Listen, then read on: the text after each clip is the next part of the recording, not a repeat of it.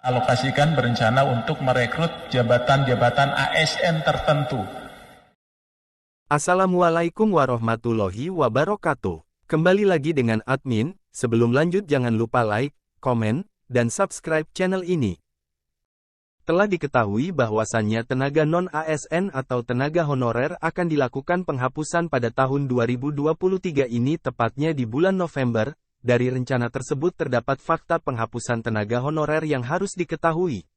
Kelima fakta dari rencana penghapusan tenaga honorer pada tahun 2023 ini, merupakan informasi yang didapatkan dari berbagai instansi pemerintah yang ada di daerah-daerah. Salah satu dari fakta rencana penghapusan tenaga honorer tahun 2023 yaitu masih dapat dipekerjakan oleh instansi dengan ketentuan khusus. Berikut ini merupakan 5 fakta untuk rencana penghapusan tenaga honorer pada tahun 2023 diantaranya yaitu 1. Sudah rilis SPT PTT fakta pertama dari rencana tenaga honorer yang akan dihapus pada tahun 2023 yaitu rilisnya SPT PTT atau Surat Perintah Tugas Pegawai Tidak Tetap di Pemkot Bengkulu. Dari rilisnya SPT PTT di pemerintah Kota Bengkulu, diketahui bahwa tenaga honorer hanya mempunyai waktu selama 11 bulan sampai dengan bulan November. Hal tersebut telah disampaikan langsung oleh Ahrowi selaku Kepala BKPSDM. 2. Telah terdapat tenaga honorer atau non-ASN yang dihapus. Fakta kedua yaitu sudah terdapat tenaga honorer yang dihapus oleh pemerintah. Hal itu terjadi di KPU Parimo, terdapat sebanyak 10 tenaga non-ASN dikabarkan telah diberhentikan pada bulan Januari tahun 2023 lalu oleh Andi Arif Syawalani selaku Sekretaris KPUP Parimo. Tenaga honorer yang telah diberhentikan yaitu kategori tenaga pendukung di luar pegawai pemerintahan non-pegawai negeri, PPNPN.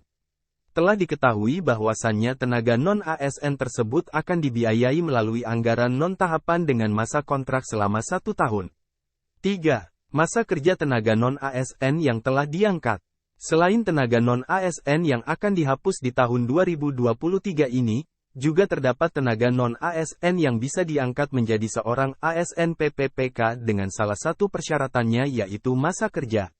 Untuk masa kerja tenaga non-ASN yang akan dilakukan pengangkatannya menjadi ASN PPPK yaitu yang telah bekerja sampai dengan bulan Desember tahun 2023 atau telah bekerja selama 1 tahun di dalam lingkungan pemerintahan.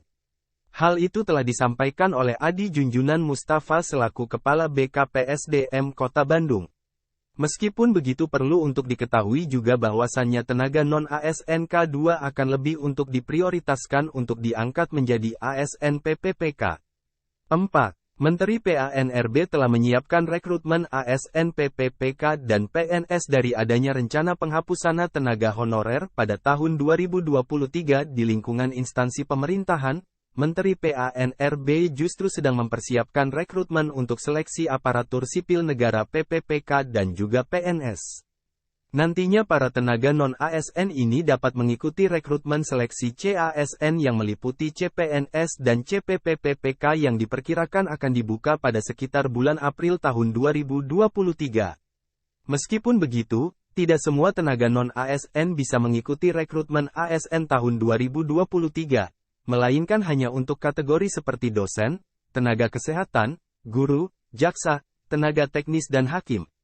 5. Instansi sudah tidak diperbolehkan lagi untuk melakukan pengangkatan tenaga honorer adanya rencana penghapusan tenaga honorer.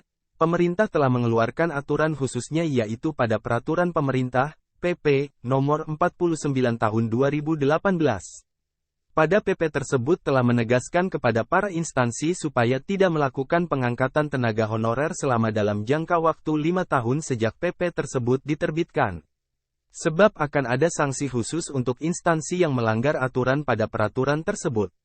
Para honorer yang nantinya dinyatakan lulus di dalam seleksi PPPK wajib mengetahui keuntungan yang akan didapatkan setelah lulus seleksi PPPK selain menerima gaji dan tunjangan.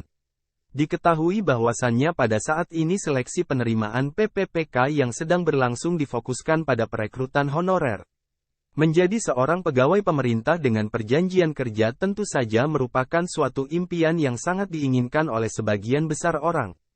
Hasil baik dari seleksi penerimaan PPPK tentu menjadi harapan dan impian para seluruh tenaga honorer. Kabar gembiranya yaitu para tenaga honorer yang telah dinyatakan lulus seleksi PPPK akan mendapatkan keuntungan.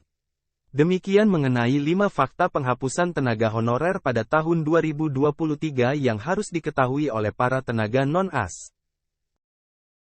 Sekian yang dapat admin sampaikan. Terima kasih dan wassalamualaikum warahmatullahi wabarakatuh.